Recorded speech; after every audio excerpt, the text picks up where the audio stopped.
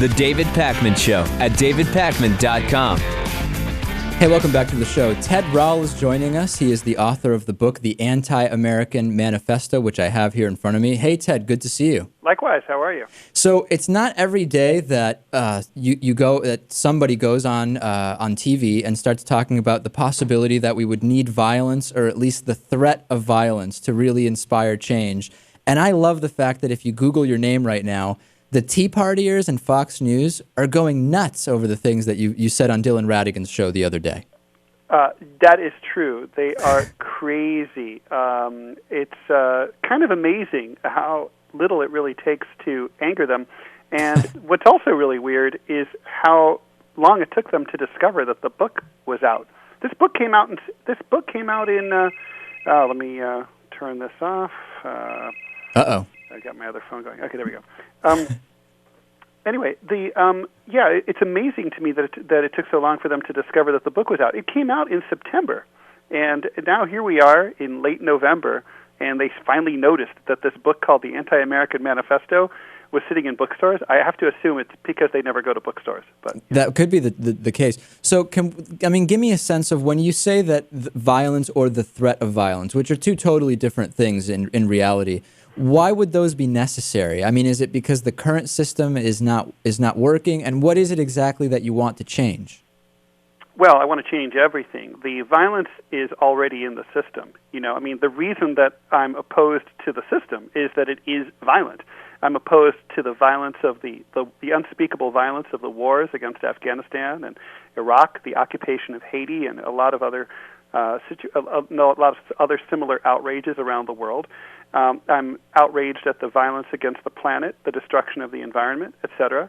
And I'm outraged, not least, at the violence of the capitalist system and the brutal corporations that are throwing people out of their homes, even though they haven't even done anything wrong, many of whom have even paid their mortgages up to date, using fraudulent paperwork.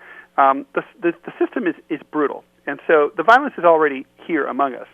And just to be really clear on this, no one likes violence. No one's sane. And I'm opposed to it, and the violence is why I'm against, want to change everything. But you have to, when you're taking on this violence colossus, you have to be willing to not tie one hand behind your back.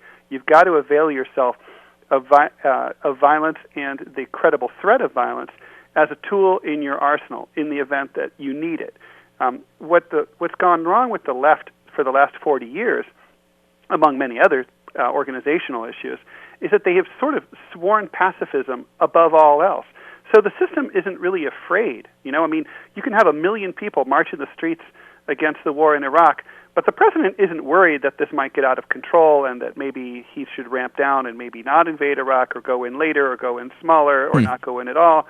There's no worry there because, after all, everyone's all peaceful and nothing's going to happen. And it's been so long since anything happened that there is no real credible threat. But so are you saying, in a sense, that in order to, for example, with the war in Iraq as an example, just because George W. Bush's book is out now, we've been hearing from him a lot of the logic or lack of logic that took place there.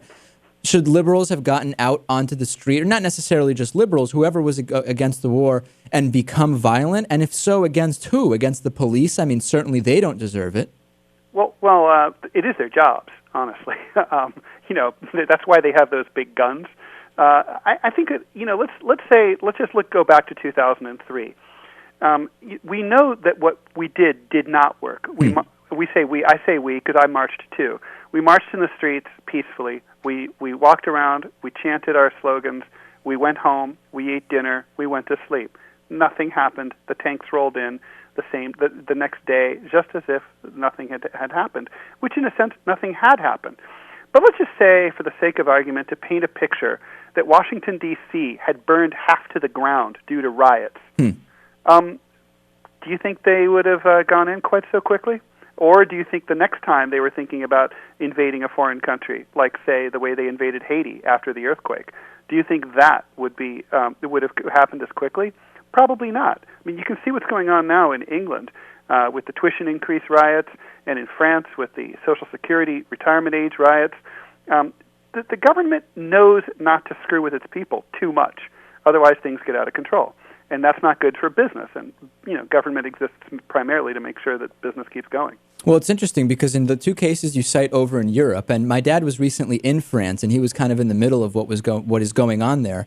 There is a sense that the changes or potential changes directly affect the everyday lives of the people, whereas the war in Iraq, as we've talked about, both sides have said, nobody in the U.S. has really sacrificed other than the members of the military and their families specifically because we are in this war. So in a sense, it's easy to just, do your protest, hold your sign, and then go home and get back to what you were doing, right? Well, that's exactly right. I mean, the lack of a draft is a big part of the reason, as many analysts have pointed out, that there's no forward motion on a real protest movement. I mean, people aren't vested. I mean, it's kind of sad to think that we have to personally be threatened with being sent to a war and killed before we start to care, but apparently that's what we Americans are made of. So would you favor a draft? I would really favor, to echo the Tea Party, some constitutional purity. According to our Constitution, only Congress can declare war. I'd like to take it one step further. I mean, the presidents have been stealing that right for really ever since Thomas Jefferson, and it's gotten really bad in the 20th century. But I would love to see a war subjected to a national referendum.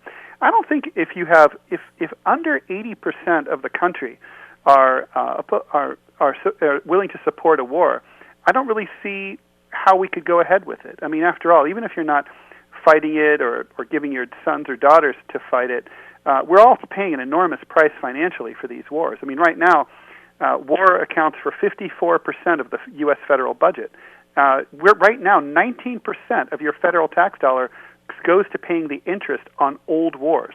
So, war is our national business, and it's something that we should all be voting on. And I bet if there'd been a vote on the war against Iraq or the war against Afghanistan, I bet those wars wouldn't have taken place, Hey, I don't want to get into the full story of how you became a cartoonist, but I've reviewed the story, and I do like your work quite a bit. Can you solve an ongoing discussion that's taking place in studio here between my producer and myself, which is this?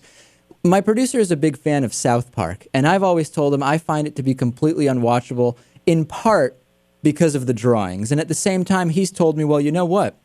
The Family Guy drawings have been criticized by the South Park guys because they're just overly simplistic and too easy to draw. As a guy who is a scholar of the cartoon, so to speak, can you tell me how important the way the cartoon is drawn should be compared to the message that is contained within it? Well, I'm going to side with you, David, on the issue of South Park. I personally think those guys are great, and I love Team America, the movie. But you're siding? Okay. But I find South Park unwatchable. Gotcha. I think the humor is great, but the art makes my eyes bleed. It's a visual medium.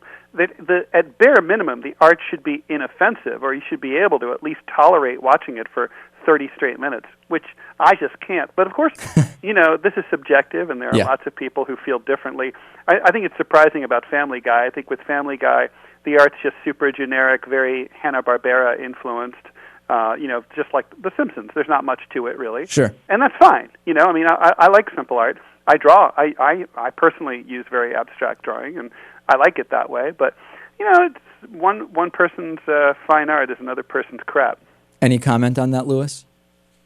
Well, I'm just this brings to mind a show that was not on for very long called Tom Goes to the Mayor. And the show wasn't even animated. It was just still images that sometimes they would zoom in on. And I could still watch that. And I thought it was hilarious. So I think what we see is Louis just has a very low barometer for what he'll watch, right? Well, that's great, personally. I don't really, I'm not an art slut at all. I don't really care if someone has a beautiful line. And, I do think the message is the most important thing by far. And, if the satire is good, that's great. I just find South Park easier to listen to than to watch. All right, we've been speaking with Ted Rall. The book is the Anti-American Manifesto. I recommend it highly. I read it myself. Thanks so much for joining us, Ted. My pleasure. Okay, we'll talk to you soon. And we'll take a break, Louis, and we will be back with more after this on The David Pakman Show.